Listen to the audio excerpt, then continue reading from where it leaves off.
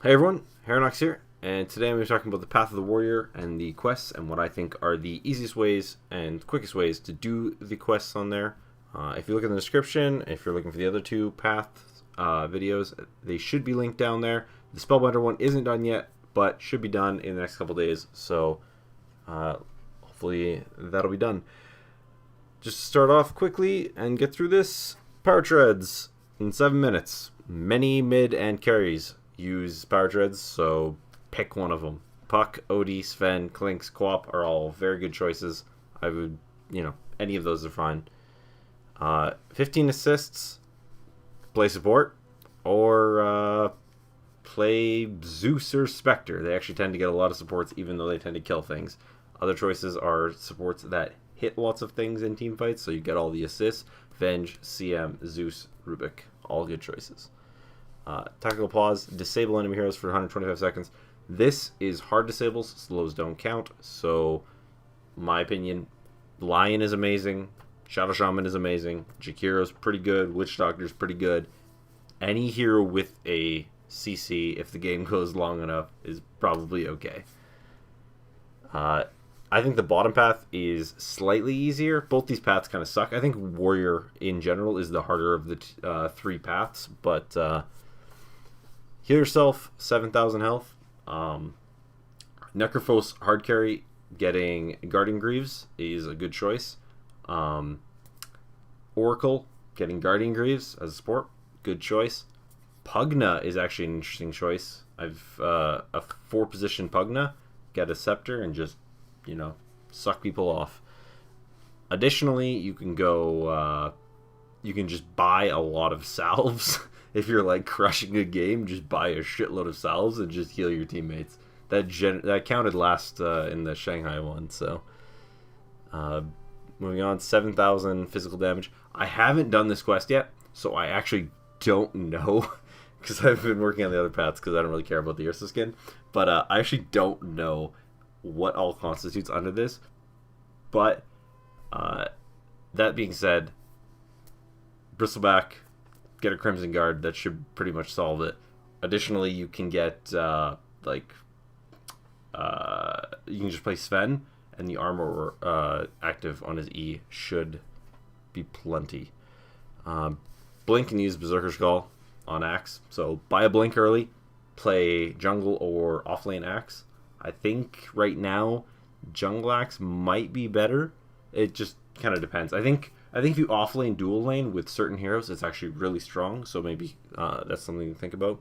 And just initiate like a motherfucker, and you'll be able to get the 35 calls that you need. Purchase Guardian Greaves within 30 minutes. There are two ways to look at this one. Either play like a 4-position support going Guardian Greaves. That's one way to look at it. The other way to look at it is play a carry hero that gets Guardian Greaves. So a hero like Necrophos carry would go Guardian Greaves. A hero like Viper, if they have a lot of silences, maybe it's something you would look at. Because a lot of those heroes do end up getting the mech. And when you go mech, you kind of just want to go to the Guardian Greaves. Another good hero for this is Darkseer. Darkseer is actually very powerful for this one. It would be probably my first recommendation is Darkseer. Earn 200 or more last hits. This one should be fairly easy. If you're a little worse at getting last hits, you're a little more uncomfortable with that, pick a hero that goes Battle Fury. Battle Fury is the best friend when it comes to this, and just go through the jungle. The easiest way to get last hits is just run through the jungle as fast as possible. If you have Battle Fury, you'll just rack up the last hits. Make sure on the hard camp, if there is the troll, to kill the smaller one first, let him make the 2 skeletons, 2 free last hits. So yeah. But generally speaking, any mid or carry should be able to get 200 last hits fairly easily. And the final one, Aegis 3 times and do 1250 damage within 1 second. Not too bad. The Aegis 3 times is kind of luck-based in some sense. It's whether or not the enemy team is really on top of preventing you from being able to Rosh. But, my advice is to play Ursa, hard carry, get Blink as basically, phase boots into Blink kind of build. Around 8 minutes, that level 7-ish, you can go to Rosh fairly easily by smoke and just TP bottom. Hopefully your dire side to make it a little safer. But, you know, what do you do? And Roche respawns every 8 to 11 minutes.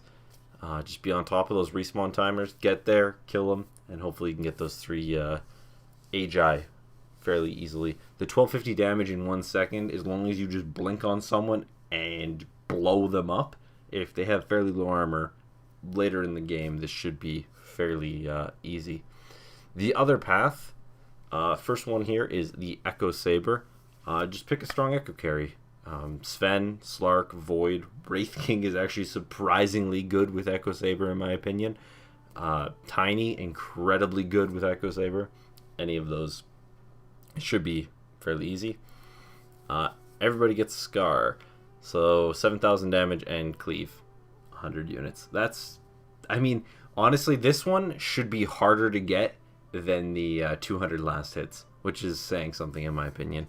But Sven or Tiny are both, you know, they both end up with cleave, or any of the Battle Fury carries. PA, Jug, Anti-Mage, Ember Spirit, all of them are really good choices. Steal 6,000 life with Lifesteal. So play Lifestealer, Wraith King, or one of the lifesteal items. Ursa's okay with this. PA, you can go Humble the Dominator or Vlad's. AM, Faceless Void, both end up getting Vlad's these days. Luna, Sven, Gyro, I'll go Humble the Dominator. Any of those are good. Steal 7,000 life, 15,000 physical damage as Lifestealer. Play Lifestealer as a hard carry. In my opinion, the builds I've seen today is Phase Boots, and then you either go Armlet Drums, depending on kind of how things are going. Then you get the other one. Then things like SNY, Basher, AC, Abyssal, and hopefully the game ends pretty soon, because, I don't know, for the most part, Lifestealer actually kind of falls off. Especially if they have disables that go through BKB, and if they have minus armor effects. I find both of those really shit on Lifestealer. But if you like Lifestealer, then maybe the top path is a better choice for you. The 2 bonus quests here are perform an avalanche toss combo with Tiny. Play Tiny as the hard carry or mid, though I suggest hard carry. Mid can be a little difficult. And go Blink Dagger first, and then maybe Echo Saber, and just combo people into the floor. This is a good quest to pick. It's in the middle, so you don't need to rush it, but this is a good quest to pick if the enemy team seems to have a lot of low HP heroes, because Tiny excels at toss comboing those. The other, the very last quest actually as part of this path is kill an enemy in 15 seconds after teleporting in 5 times. So essentially just carry a TP, and if the enemy dives someone, just show up, and you'll slowly start getting these kills, and just punish those dives. It's a good way to train you to punish the dives. Another thing you could do is pick a hero that gets Boots of Travel early. Ember, Alchemist are both heroes that get Boots of Travel incredibly quickly. If you're a Tinker player, another great choice. But it shouldn't be too bad as long as you carry TP and make sure to watch and punish the enemy dives. But other than that, that is it for this path. The reward for finishing this path, Scale of the Razor Worm. I don't like the claws so much, but other than that, the set is really cool. Helmet's really awesome.